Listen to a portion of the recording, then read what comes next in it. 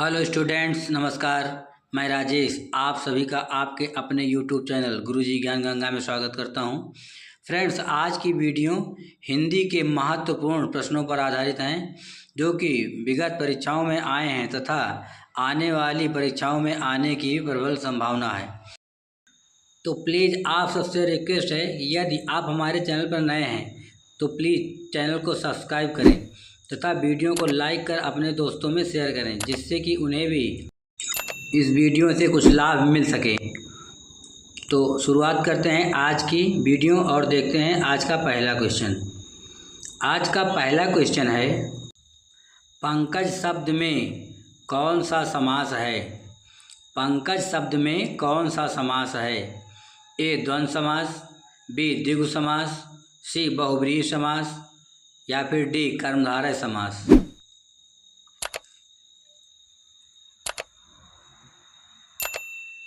तो फ्रेंड्स, इसका सही आंसर है सी बहुब्रीहि समास।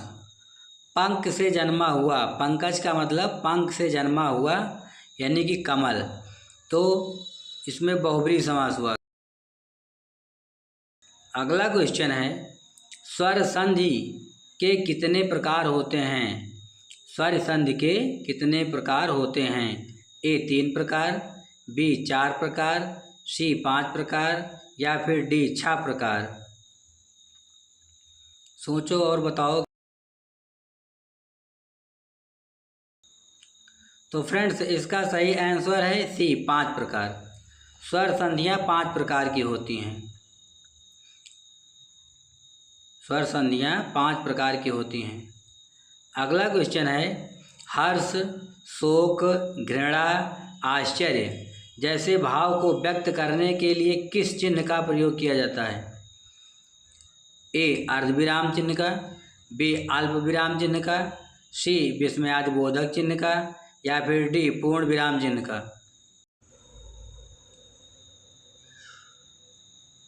तो फ्रेंड्स, इसका सही आंसर है सी विस्मयादिबोधक चिन्ह का।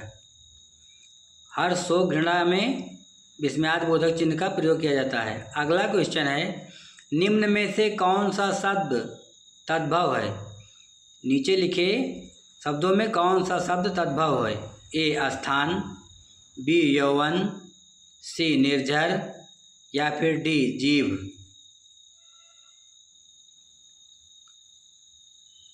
तो फ्रेंड्स, इसका सही आंसर है डी जीव। जीव जो है तद्भव शब्द है, जबकि स्थान, यौवन और निर्झर ये तीनों शब्द तत्सम शब्द हैं। अगला क्वेश्चन है, अर्धविराम का सूचक चिन्ह है। नीचे दिए गए चिन्हों में से अर्धविराम का सूचक चिन्ह कौन सा है? क्वेश्चन को ध्यान से देखिए और इसे कमेंट बॉक्स में बताइए।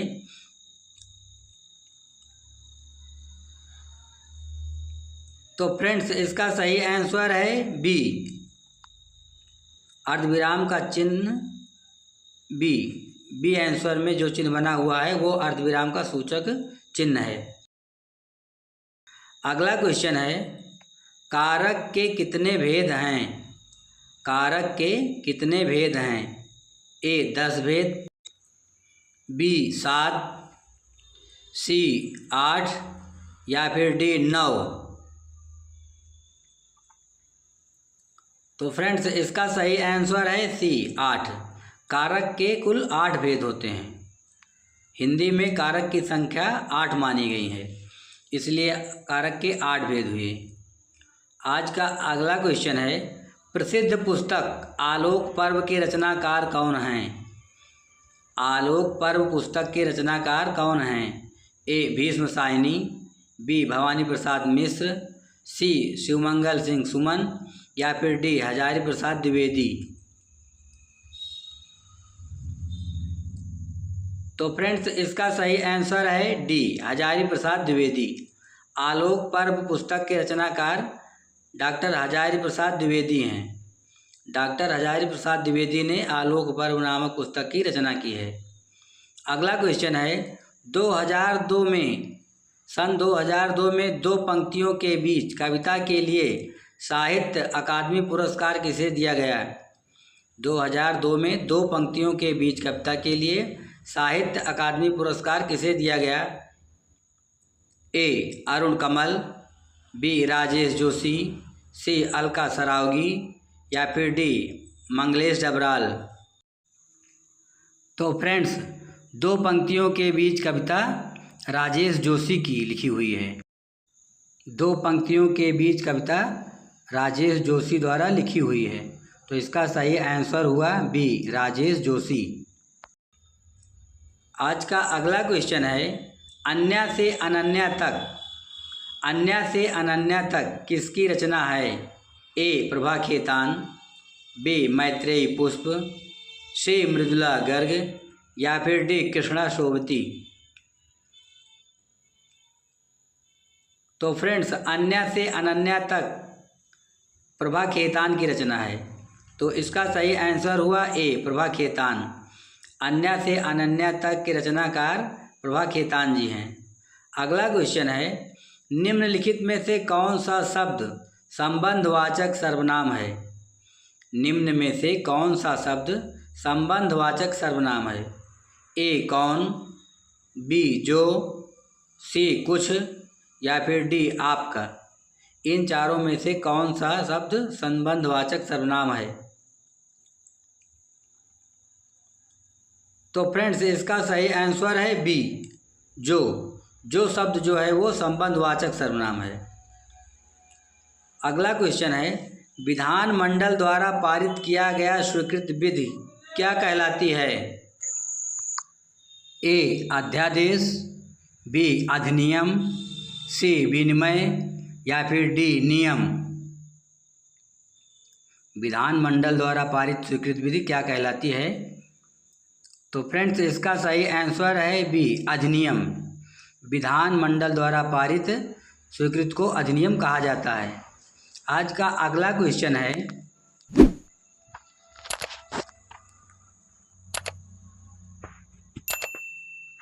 निम्नलिखित में से किस रस का अस्थायी भाव क्रोध है?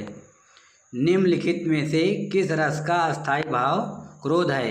ए वीर रस का, बी भयानक रस का, सी भयानक रस का, ये गलती से 2 बार टाइप हो गया है, डी रौद्र रस का। तो फ्रेंड्स, इसका सही आंसर है रौद्र रस का। क्रोध जो है वो रौद्र रस का अस्थायी भाव है।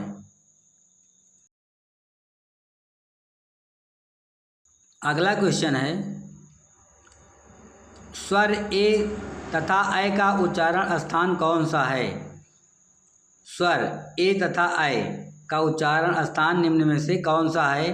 ए ओष्ठ, बी कंठोष्ठ, सी दंतोष्ठ या फिर डी कंठतालव्य। तो फ्रेंड्स, इसका सही आंसर है डी कंठतालव्य। ए तथा ऐ आ प्लस ई से मिलकर बनते हैं, जिससे इनका उच्चारण हुआ कंठतालव्य।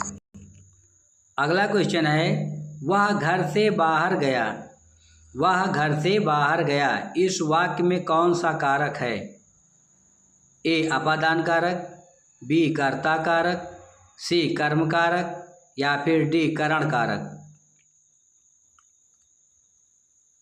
तो फ्रेंड्स, यहाँ अलगाव के लिए से का प्रयोग किया गया है, इसीलिए इसका सही आंसर हुआ ए अपादान कारक। ए अपादान कारक।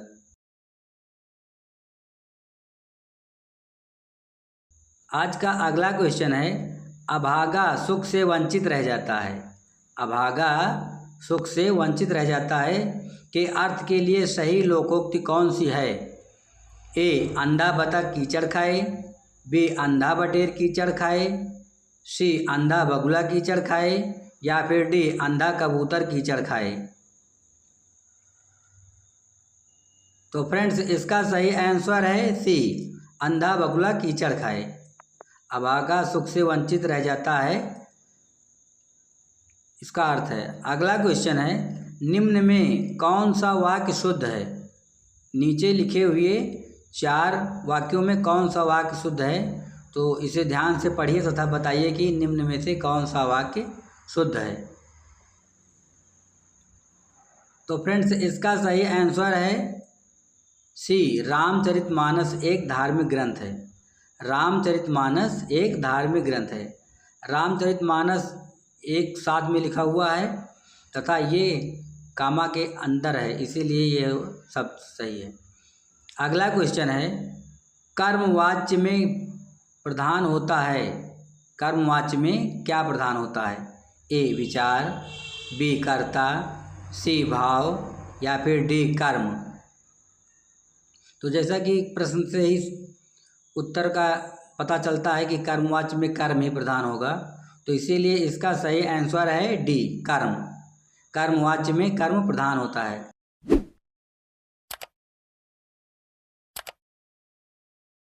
अगला क्वेश्चन है, नवल सुंदर श्याम शरीर। नवल सुंदर श्याम शरीर में कौन सा अलंकार है? ए अतिशयोक्त अलंकार, बी उल्लेख अलंकार, सी उपमा अलंकार या फिर डी रूपक अलंकार। तो फ्रेंड्स इसका सही आंसर है बी उल्लेख अलंकार।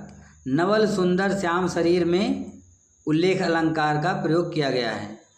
ये क्वेश्चन बहुत ही महत्वपूर्ण है, प्लीज़ इन सब क्वेश्चनों को बहुत ही ध्यान से पढ़िए और याद कीजिए। अगला क्वेश्चन है, परीक्षा शब्द निम्नलिखित में से किस वर्ग में आता है? परीक्षा शब्द निम्नलिखित में से किस वर्ग में आता है? ए विदेशज, बी तत्सम, सी तद्भव या फिर डी देशज। तो परीक्षा में जो छा है, ये छतरी वाला छा हमेशा तत्सम शब्द में प्रयोग किया जाता है, इसीलिए इसका सही आंसर हुआ बी तत्सम। परीक्षा तत्सम वर्ग में आता है, परीक्षा शब्द तत्सम वर्ग में आता है। अगला क्वेश्चन है, ऐसा लगा मानो बम फटा हो। ऐसा लगा हो मानो बम फटा हो, वाक्य में कौन सा अव्यय है? ए करणबोधक अव्यय, बी स्वरूप बोधक अव्यय, सी संकेत बोधक अव्यय या फिर डी उद्देश्य बोधक अव्यय। तो फ्रेंड्स इसका सही आंसर है बी स्वरूप बोधक अव्यय। ऐसा लगा मानो बम फटा हो में स्वरूप बोधक अव्यय का प्रयोग किया गया है। आज का अगला क्वेश्चन है, निम्नलिखित में से कौन सा शब्द त्र्यंबक का पर्यायवाची नहीं है? निम्नलिखित में से कौन सा शब्द त्र्यंबक का पर्यायवाची नहीं है? ए विरूपाक्ष, बी त्रिलोक, सी त्रिदिश या फिर डी त्रिचक्षु। तो फ्रेंड्स इसका सही आंसर है बी त्रिलोक। त्रिलोक जो है त्र्यंबक का पर्यायवाची नहीं है, बाकी तीनों विरूपाक्ष, त्रिदिश तथा त्रिचक्षु ये त्र्यंबक के पर्यायवाची हैं। तो फ्रेंड्स आज की वीडियो यहीं तक। हमें पूरी उम्मीद है कि आप सबको यह वीडियो अवश्य महत्वपूर्ण साबित होगा। तो प्लीज़ आप सबसे रिक्वेस्ट है कि यदि अभी भी आपने हमारे चैनल को लाइक और सब्सक्राइब नहीं किया है तो प्लीज़ लाइक और सब्सक्राइब कर अपने दोस्तों में शेयर करें। फिर मिलेंगे ऐसी ही महत्वपूर्ण वीडियो में, तब तक के लिए जय हिंद, जय भारत, वंदे मातरम।